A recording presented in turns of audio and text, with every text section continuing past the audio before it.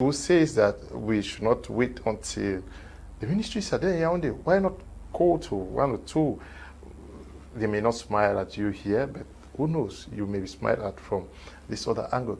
But if anybody is watching and thinks that we need to get this stuff to another level, please do well to meet him. I'm sharing his number to those who are requesting so that you can see how you can partner with him. You say you are going to come up with a business plan? Yeah. That would detail what you guys can do, how many persons may be needed, what quantity of raw material. Yeah. But it starts with the training. Yeah. But as of the moment, of course, I can run, with the present teams that I have now, with the present equipe I run now, we can do any number of manufacturing. And then secondly, we can, the number of persons that will be doing it is not an issue. Yeah, it's not actually an issue. To give, say, for instance, that we have an opportunity, we have a contract. Maybe it could be a government contract, could be an individual, could be a company. We are in an economic capital that there are many companies. Tomorrow I can just have a contract from one company that they need 50 bikes and so on and so forth. So, of course, like I was saying, if the equipe is still too small, I will hire welders and pay them and we'll get it done. So now you asked me a question. I really want to dive that back and finish that so that I should not go off my head. So you asked about how I became a welder. I was narrating that before it skipped on. So that was how I became a welder. After my father mentioned that and he explained that, okay, welding is the art of working iron doors and window protector. I say, hey, good, I'm in. I just fall for that. And the next morning he took me to one workshop, agreed the work and paid the work, and I started the work ASAP. I studied, my training was agreed for 2 years. And after 2 years, I was certified, but I was still too young to operate a workshop. I was too young to manage a workshop. But then again, they had me another 1 year. After my 3 years in the workshop, I was now a little bit up. So he went and opened my workshop, bought my tools, and I started work. And I started having apprentices. I was training people who are like 10 years older than me. I used to have challenges. That's a funny story I will tell you. I used to have challenges where customers come to the workshop and they like, we're looking for the person who the boss of this workshop, and I'm inside my office as small as I was, and sometimes people will be angry. One of my best customers are people who got angry, frustrated, and left and said that these people are joking here. I came to one of my senior apprentices. His name is Elias Jensen. He came to him and seeing him as the boss, and he was actually an apprentice, and asked that he wanted somebody who did that iron door, and the guy said no, we will discuss that with our boss. So when they sent for me, I came outside. Like the man said that I'm not joking here. I'm looking for the boss, and you're bringing me a young man that you. So those are the challenges I felt in my industry. Like the man went away, but that is the best customer I ever had. He went away when maybe he had his associate who directed him the shop. They said that no, that's the man, that's the young man. He puts his stuff on Facebook. Well, I made him, the guy came and made me, I did his work. From there, he became my best customer. So I was having those challenges along the line. So I grew into this industry. I know everything. I'm about iron work. I have so much work for irons that I have so much love for this work that it's like an addiction for me. It's like an addiction. It's something it should be. Yeah, when you called for persons to come and train in this, and they did not come as expected, are people not too sure about the money that is in what you're doing? Thank you. That's a good question. Many youngsters in Cameroon, that is the issue with fast money is what is disturbing all the youths, all of our lazy youths, Cameroonian youths. That is why they have dived into scamming, into lying, into cheating, into stealing, into this and that. And my very first reason, what prompted me to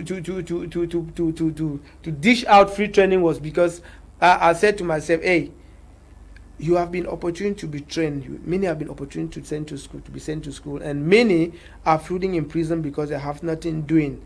But in the long run, I realized that actually bad people are bad people and good people are good people. Many are out there stealing because they choose to be stealing.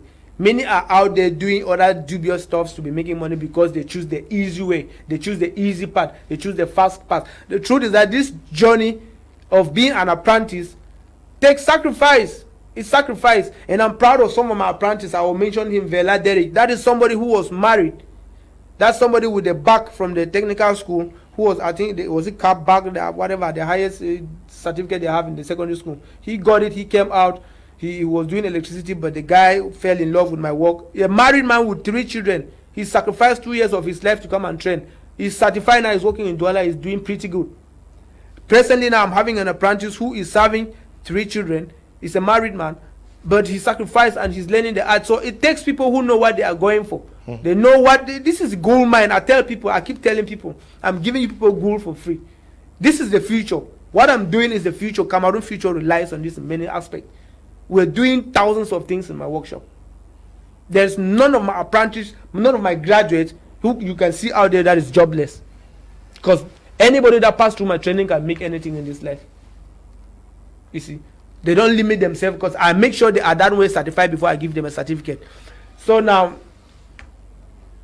back to what I was saying, I still keep maintaining this. I would love for every parent everywhere to study their children. That is where many of us are failing. We just believe this nonsense that everybody has to go to school. I call it nonsense. Many people don't like that, especially people who are educated, who consider us that we are not educated. But the truth is that when I said I don't like our system of education or our schools, but we cannot say everything is bad in it. Everything is bad in it, and I cannot say that. Now people misunderstand the concept. What I'm saying is that the school education is very good. I stand for education 100%. As a matter of fact, I study, so and I'm still teaching. I'm a teacher, so it depends what you are studying. The school consists of many things. So when I say I didn't want to go to school back then, was because I didn't saw what I wanted to become in our school system. Does that mean that they are not educated? Of course, we know people who can tell you, geographical students who can tell you it's going to rain today, tomorrow. I wasn't just interested in studying that. I wasn't interested in studying history. I wasn't interested in studying any other thing of the world or what every other person. I wasn't interested in being a medical doctor. Of course, to become a best medical doctor, I have to go to school, and we need them, you know. So, but we also need engineers for a country like this to grow. So, and most of the things we are doing, that I'm doing, I will tell you, I have had many graduates from the University of Technical University who comes to me and they say, bro, we really did study some theoretical parts of what you are doing in school, but the truth is that we have certificates and we cannot put them into action. They confide that in me, you know, and their interest, they are showing their interest of coming to have the knowledge to become like me. So imagine how many years wasted, how many wasted years. Yeah, but I'm sure they did not just waste. They learned something from it. We cannot also conclude that what they did was not good. Yeah, we need to compliment. We need to compliment each other. Yeah. I agree with you. Now the thing is this. Now when we're looking at when they come out now, 2 people going to school. One is studying medicine. One is studying history. Tomorrow you come out. If you are a teacher, you have a job, of course. Okay, Eric, do you see yourself as the future key automobile producer in Cameroon? Are you also going into producing cars? Of course, I'm already the future. This is the present. We're still talking about the future. This is the life we are living. I am what you are talking about. Yes, the future. This is it. Because we have been talking about the tricycle and the motorcycles. The bikes, yes. Look, the future. Tell me about. Do you also hope to start doing cars? What I will be doing: cars, commercial cars, luxury cars, whatever car you dream of that you wish of. Man, I'm ready to build it. I will build it. Mm-hmm. It is happening not soon from now. It is happening not soon from now.